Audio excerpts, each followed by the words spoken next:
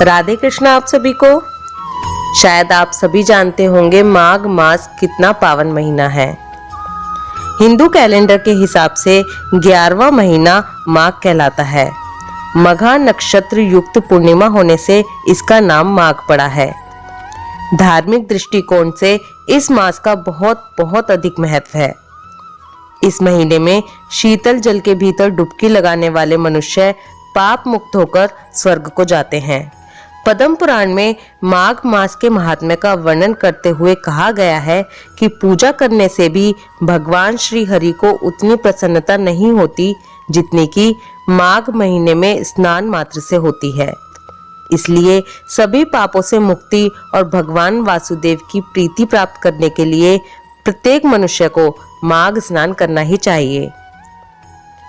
माघ मास में पूर्णिमा को जो व्यक्ति ब्रह्म वैवर्त पुराण का दान करता है उसे ब्रह्मलोक की प्राप्ति होती है। यहाँ पर ध्यान देने वाली बात यह भी है कि अगर संभव हो तो ब्रह्म वैवर्त पुराण की कथा सुननी चाहिए, और अगर ये संभव ना हो सके तो माघ मास का महात्म्य तो अवश्य ही सुनना चाहिए। इस मास में स्नान, दान, उपवास और भगवान माधव की पूजा अत्यंत फलदायी है। माघ मास की अमावस्या को प्रयागराज में स्नान से अत्यंत पुण्य प्राप्त होते हैं। पद्म पुराण में माघ मास में कल्पवास के दौरान स्नान, दान और तप के महात्म्य का विस्तार से वर्णन मिलता है। माघ महीने की शुक्ल पंचमी से वसंत ऋतु का आरंभ होता है और तिल चतुर्थी, रथ सप्तमी, भीमा अष्टमी आदि व्रत प्रारंभ होते हैं। माघ कृष्ण द्वादशी को यम ने तिलों का निर्माण किया और दशरथ ने उन्हें पृथ्वी पर लाकर खेतों में बोया था।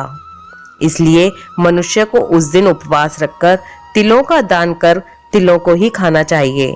माघ मास में प्रयाग संगम तट पर कल्पवास करने का विधान है। साथ ही माघ मास की अमावस्या को प्रयागराज में स्नान से अनंत पुण्य प्राप्त होता है।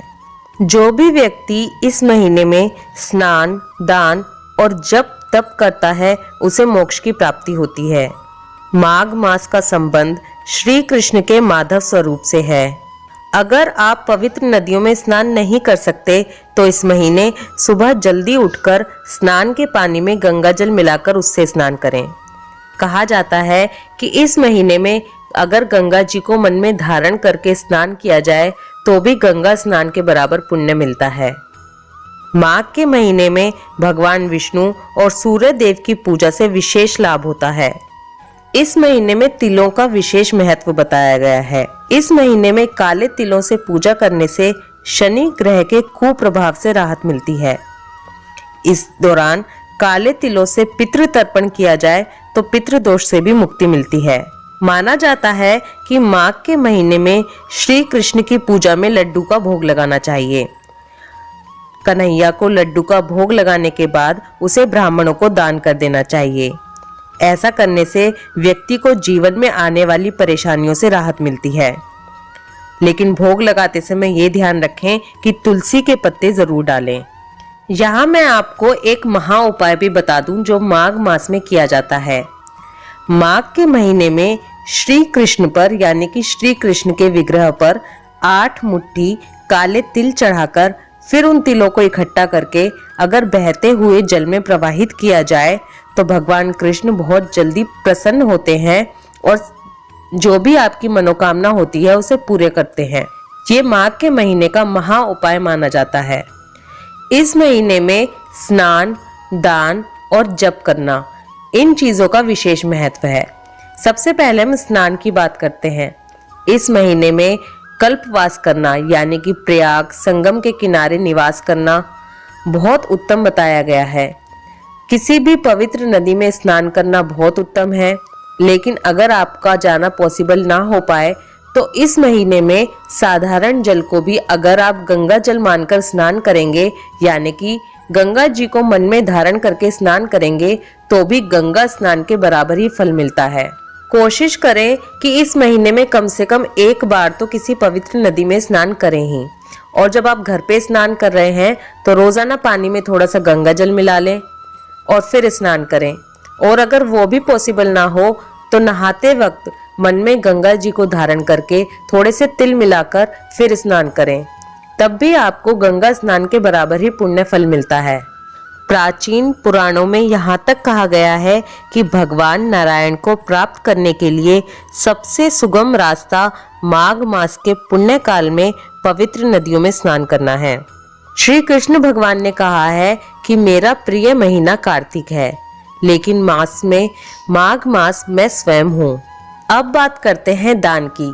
मेरा पर्सनली मानना यह है कि दान करने के लिए इंसान में श्रद्धा और सामर्थ्य होने की जरूरत होती है।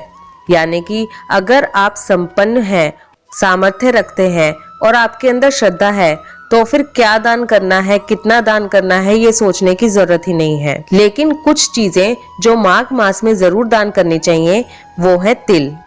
माघ मास में तिल का बहुत महत्व है। पुराणों में कहा गया है कि तिल इस सृष्टि पे आने वाला सबसे पहला आहार था और माघ के महीने में तिल का महत्व बहुत ज्यादा बढ़ जाता है, क्योंकि इसी महीने में तिल की उत्पत्ति हुई थी।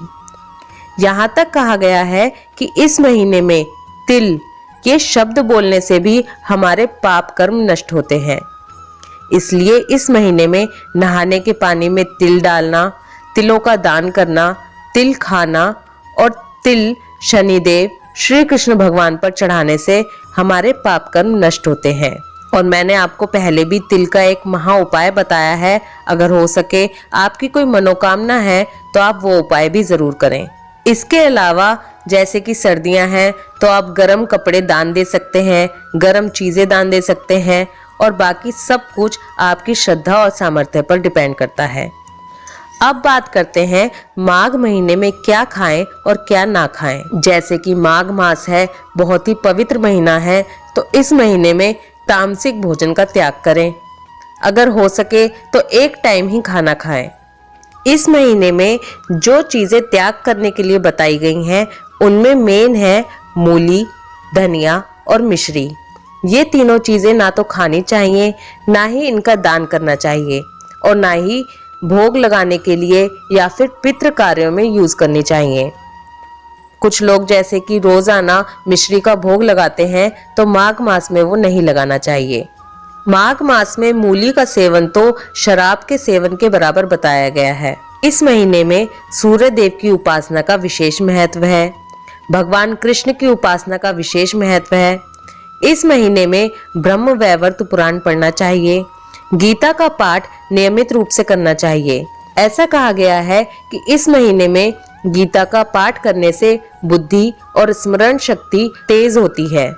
हमारे चैनल पर माघ मास महात्म्य की वीडियो आपको डेली मिलेंगी। माघ मास बहुत ही पावन महीना है। कहा जाता है कि इस महीने में किए गए दान, पुण्य और शुभ कर्म हमें 100 गुना फल देते हैं। इसलिए इस महीने को ऐसे ही ना जाने दें।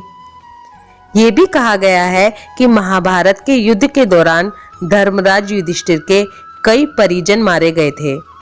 उन्हें गति दिलाने के लिए युधिष्ठिर ने कल्पवास किया था। इसके अलावा ये भी उल्लेख मिलता है कि गौतम ऋषि ने एक बार भगवान इंद्र को श्राप दिया था। भगवान इंद्र को श्राप से मुक्ति तब मिली जब उन्होंने माघ मास के दौरान पवित्र नदी में स्नान किया। जितना हो सके उतना दान पुण्य करें।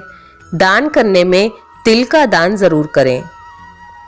खाने में तिल का उपयोग करें। जितना हो सके उतना भजन, कीर्तन, भागवत कथा इन चीजों का हिस्सा बने। माघ मास महात्म्य सुने। भगवत गीता का पाठ करें। भगवत गीता की वीडियोस हमारे चैनल पर ऑलरेडी हैं, जिसका लिंक डिस्क्रिप्शन में है। सबसे लास्ट में जो मैं हमेशा कहती हूँ, something is better than nothing. कुछ ना करने से थोड़ा करना बेहतर है। बहुत ही पावन महीना है, इसलिए इसे ऐसे ही ना जाने दें। कुछ ना कुछ नियम जरूर लें। ये इम्पोर्टेंट जानकारी और भी लोगों तक पहुंचे, इसलिए वीडियो को शेयर करते रहिए। वीडियो पसंद आए तो वीडियो को लाइक कीजिए। राधे कृष्णा।